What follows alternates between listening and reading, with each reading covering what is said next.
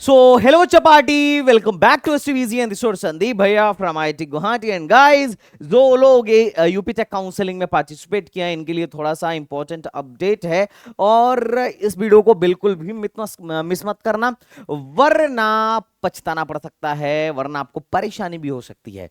तो गाइस थोड़ा सा इस वीडियो के बारे में मैं बात करना चाह रहा हूं। इसमें हम थोड़ा सा राउंड 2 के काउंसलिंग के बारे में डिस्कशन करने वाले हैं। ध्यान रखना, राउंड 1 हो चुका है, राउंड 1 के बाद सीट एक्सेप्टेंस फीस देना था, सीट एक्सेप्टेंस फीस दे के फ्रीज या फ्लोट में से एक चूज करना था और उसके बाद से सीट अलॉटमेंट लेटर डाउनलोड करना था। आई होप आप ये तीनों काम पहले ही कर चुके होंगे। अब आता है राउंड 2। अब राउंड 2 किसके लिए इंपॉर्टेंट है भाई? हर व्यक्ति के लिए इंपॉर्टेंट है। अगर आपको सीट मिला है तो भी इंपॉर्टेंट, नहीं मिला तब तो और ज्यादा इंपॉर्टेंट, और अगर आपको एफडब्ल्यू मिला है तब तो आपको एकदम कायदे के साथ सोच समझ के कार्यक्रम करना है जो मैं बोलूंगा। सबसे पहले आपको क्या करना है, यहां आप जाइए। यहां जाने के बाद सबसे पहले राउंड 2 के चॉइस फिलिंग पर क्लिक करिए और उसके बाद आपको पहले मैं बता देता हूं, थोड़ा सा टेंटेटिव शेड्यूल के बारे में बता देता हूं जो कि इंपॉर्टेंट है। देखो, राउंड 2 आज से स्टार्ट है, 2 तारीख से स्टार्ट है और कल लास्ट डेट है। तो अपने को 2 से लेके 3, आज से लेके कल तक में क्या करना है, चॉइस में अल्टरेशन कर लेना है। अब चॉइस में अल्टरेशन करना क्या जरूरी है? बिल्कुल जरूरी नहीं है ना। लेकिन उनको अल्टरेशन जरूर करना चाहिए जिनको अभी तक कोई सीट नहीं मिला है। वो भी अल्टरेशन पर ध्यान दे लें जिनको एफडब्ल्यू सीट मिला है। किस प्रकार से ध्यान देना इस वीडियो में बताऊंगा। और जिनको ऑलरेडी एक सीट मिल चुका है और वो आगे बढ़ना चाह रहे हैं तो उनको क्या अल्टरेशन करना जरूरी है, तो उनके बारे में भी थोड़ा सा हम बात करेंगे। अच्छा, सवाल ये कि भाई अल्टरेशन में क्या कर सकते हैं हम? सिर्फ रिमूव कर सकते हैं या फिर ऊपर नीचे कर सकते हैं या कुछ ऐड भी कर सकते हैं? तो आप जो करना चाहें आप कर सकते हैं। आपको रिमूव करना है रिमूव करिए, ऐड करना है ऐड करिए। अल्टरेशन चॉइस ऊपर नीचे करना, चॉइस ऊपर नीचे करिए, आपकी चॉइस है और हर व्यक्ति इस काम को करने के लिए स्वतंत्र है। जिसको मिल गया वो भी कर ले, जिसको नहीं मिला है वो भी कर ले, है ना। लेकिन करना किसके लिए फायदेमंद है ये इस वीडियो में अपन लोग डिस्कस करेंगे। अब किस तरीके से चॉइस फिलिंग में अल्टरेशन होगा, बहुत सिंपल प्रोसीजर है। सबसे पहले यहां पर आप जाइए, चॉइस 2 राउंड 2 चॉइस फिलिंग पर आप लॉगिन करिए। लॉगिन करने के बाद कुछ ऐसा नजर आएगा। ऐसा नजर आएगा तो आप बोलिए कि पूछेगा कि do you want to modify your submitted choice for round 2 और नॉट। तो of course yes I have to do this and after that password डालना है। तो चलिए हम पासवर्ड डालते हैं और आप लोग भी पासवर्ड डाल के ऐसे ही पहले लॉगिन करिए। अच्छा, अगर आप मान लीजिए do you want to submit your choice filling of round 2 में नो कर देंगे तो फिर आप अब क्या नहीं कर पाएंगे, अपने चॉइस को मॉडिफाई नहीं कर पाएंगे। तो आपको अभी यस ही करना है। चलिए यस करके हम पासवर्ड डालते हैं। लॉगिन करने के बाद आप चॉइस फिलिंग एंड लॉकिंग में पहुंच जाइए। आपने कितनी चॉइस फिल करी है एंड क्या क्या चीजें हुई हैं, अपन सीधे चॉइस फिलिंग एंड लॉकिंग पर पहुंचेंगे। अब ऑलरेडी हमको यहां पर फिर से पासवर्ड डालना है। चॉइस फिलिंग में करना चाह रहा हूं, मैंने अभी फिर से पासवर्ड डाल दिया। अब देखो मैं क्या क्या भरा था ये मेरे को दिखाएगा। अब इसमें अगर आपको कुछ भी इधर से ऐड करना हो आप ऐड पर क्लिक करके ऐड कर सकते हो। कुछ भी रिमूव करना है रिमूव पर क्लिक करके रिमूव कर सकते हो। अप एंड डाउन जो करना है आप कर सकते हो, कोई दिक्कत नहीं है। अब ये प्रक्रिया वही वाली प्रक्रिया है, वैसी ही प्रक्रिया है जैसी आपने राउंड 1 में चॉइस फिलिंग करी थी। आप ये मत समझो अल्टरेशन है, आप समझो चॉइस फिलिंग है। और जैसे आपने राउंड 1 में अपना क्रिया कलाप किया था इधर, आप अभी भी सारा कुछ जाके इधर कर सकते हो। तो एकदम सिंपल प्रोसीजर, इसमें कोई दिक्कत मेरे को नहीं लग रहा है किसी को होगा। अगर किसी को कोई दिक्कत है तो बताओ। अब इंपॉर्टेंट बात, जिसको अब तक कुछ नहीं मिला हो यार तुम कनेक्ट करो, है ना। क्यों नहीं मिला वो अपन लोग राउंड 1 का अपन कट ऑफ ऑलरेडी एनालाइज कर चुके हैं। क्या डालने से तुम्हें क्या मिल जाएगा वो अपन बैठ के कर लेंगे, ठीक है।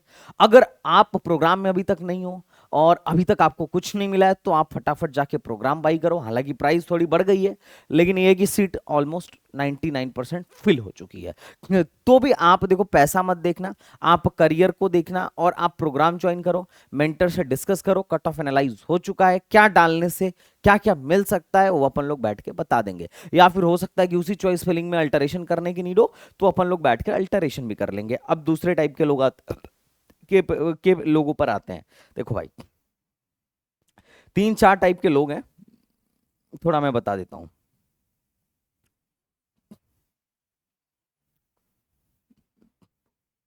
पहला, नो सीट अलॉटेड। अब भैया अगर जिनको नो सीट अलॉटेड हो क्या करना है, कोई दिक्कत नहीं है, मेंटर से बात कर लेना। और अगर मेंटर नहीं असाइंड है तो तुम प्रोग्राम ज्वाइन कर लेना, मेंटर असाइन हो जाएगा, फिर बात कर लेना। और अगर इसके बाद भी नहीं मिलता है तो राउंड 3 में देख लेंगे कि क्या होने वाला है, ठीक है। अगर कोई सीट अलॉटेड नहीं है तो क्या ऑप्शन है, क्लियर।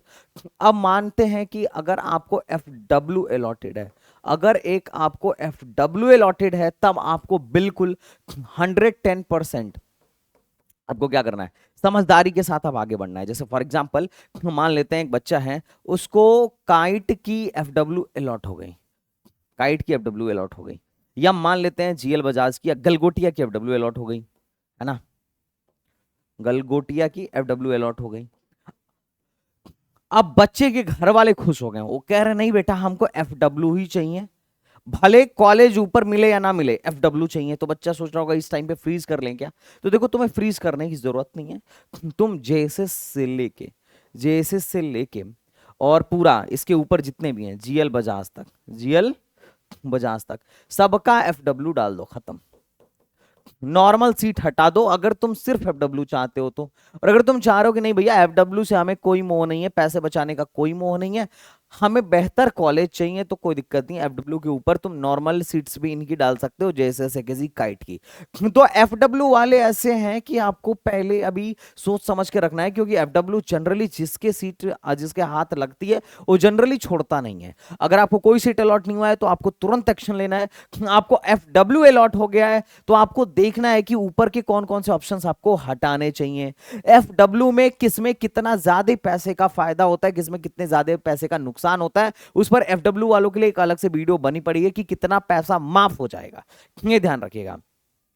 कुछ ऐसे भी कॉलेज हैं जहां FW लेने का बहुत ज्यादा फायदा नहीं होता है, क्योंकि बहुत ज्यादा पैसा माफ नहीं होता है। ट्यूशन फीस के नाम पे 80,000 माफ होगा और 1 लाख रुपए फीस ले लेंगे, 80,000 रुपए फीस ले लेंगे, तो फिर फायदा क्या हुआ FW लेने का। क्योंकि FW में कट ऑफ जो होती है काफी हाई जाती है। आप FW ले रहे हो मतलब कॉलेज से कंप्रोमाइज कर रहे हो थोड़ा बहुत। अगर नॉर्मल सीट लेते तो इससे बेहतर कॉलेज मिलता, तो आप कॉलेज से भी कंप्रोमाइज कर रहे हो, आपका पैसा ज्यादा माफ भी नहीं हो रहा है और आपको स्कॉलरशिप भी नहीं मिल रही है, तो और दिक्कत वाली बात है।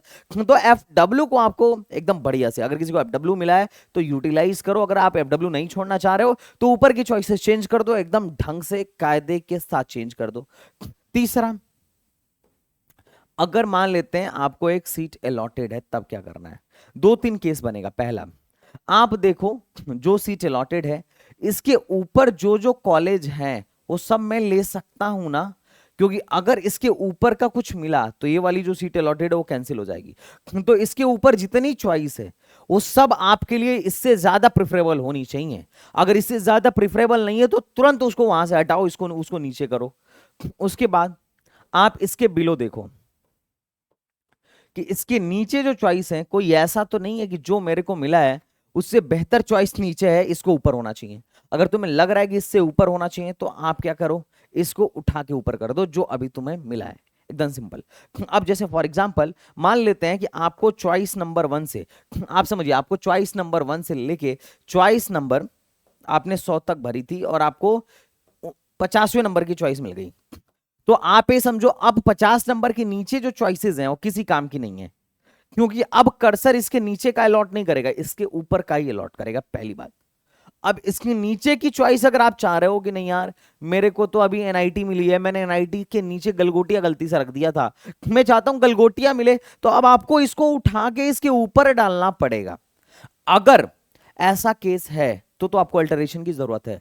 अगर आपका चॉइस परफेक्ट है कि भैया मेरे को 50 मिला है और 50 के नीचे वाले जो चॉइसेस हैं वो 50 से खराब हैं, तो नीचे से कुछ ऊपर ले जाने की जरूरत नहीं है। दूसरा, इसके ऊपर जो चॉइसेस हैं उसमें से मैं सब ले सकता हूं। अगर तुम्हें लग रहा है कि मैं सब ले सकता हूं तो फिर तो कोई टेंशन ही नहीं है, फिर यही चॉइस चलने दो। अगर लग रहा है कि नहीं नहीं ऊपर की चॉइस में से कुछ चॉइसेस ऐसी हैं, जैसे मान लो एक बच्चे को मिल गया गलगोटिया, अब उसके पापा ज्यादा पैसा नहीं देना चाह रहे थे, इसने ऊपर रखा हुआ है AITH, या मान लेते हैं इसने, इस बच्चे ने रख दिया इसके ऊपर GL बजाज। क्या कर दिया है, GL बजाज। अब GL बजाज रख दिया है, अब इसके पापा बोल रहे हैं ना ना हम GL बजाज का पैसा देंगे नहीं, तो गलगोटिया ही ले ले।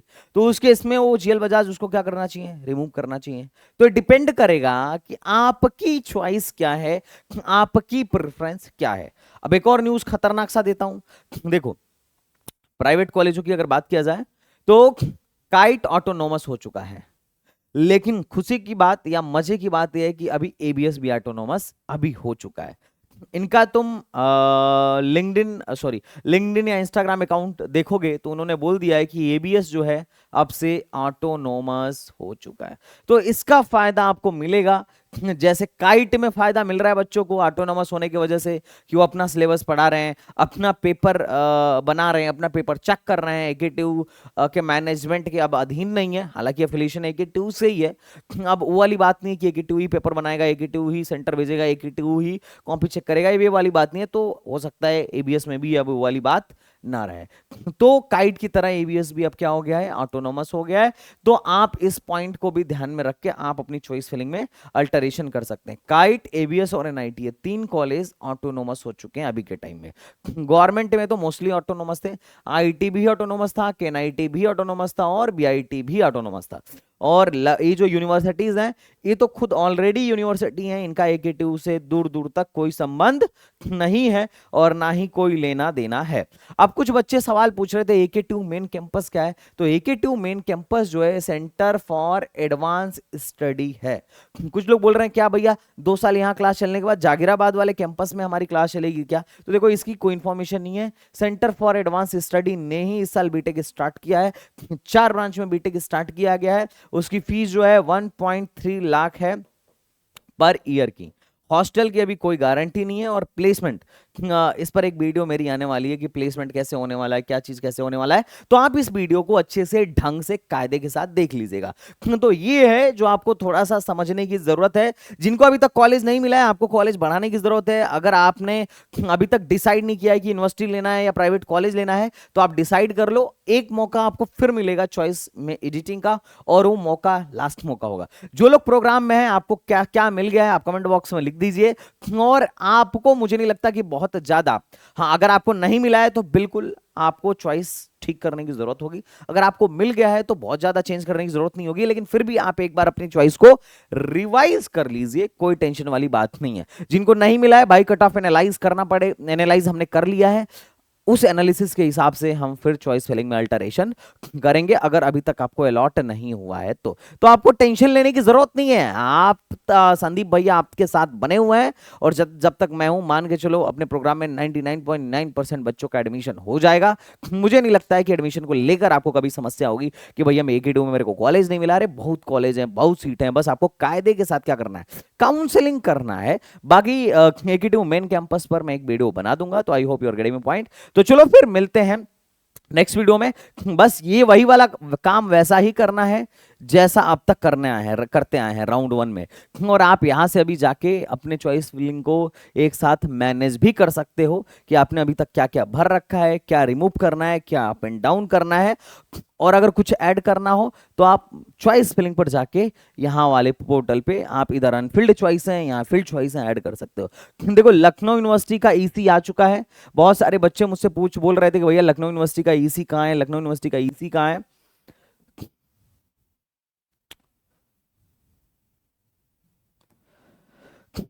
ओके, अदर यूनिवर्सिटी में, ओहो,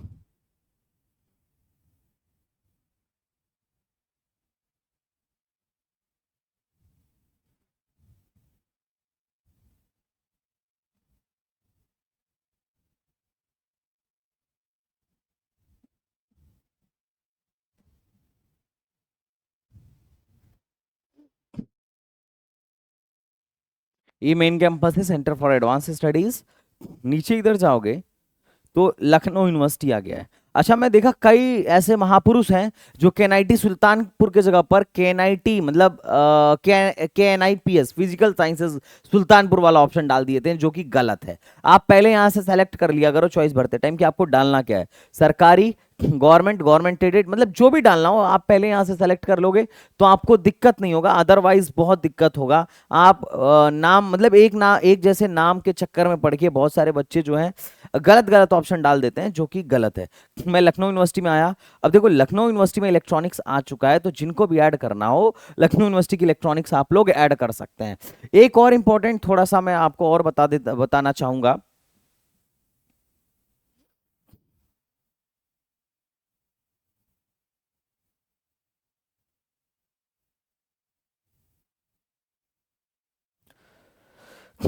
ये जो केएमसी वगैरह में जो एफडब्ल्यू सीटें आई थी ना, जो यूनिवर्सिटीज में एफडब्ल्यू सीटें आई थी, इन लोगों ने उनको उड़ा दिया है। और ये देख के मेरे को बड़ा दुख हुआ कि यार पहले तुम एफडब्ल्यू सीट दिखा रहे थे, अभी एफडब्ल्यू सीट उड़ा दिए।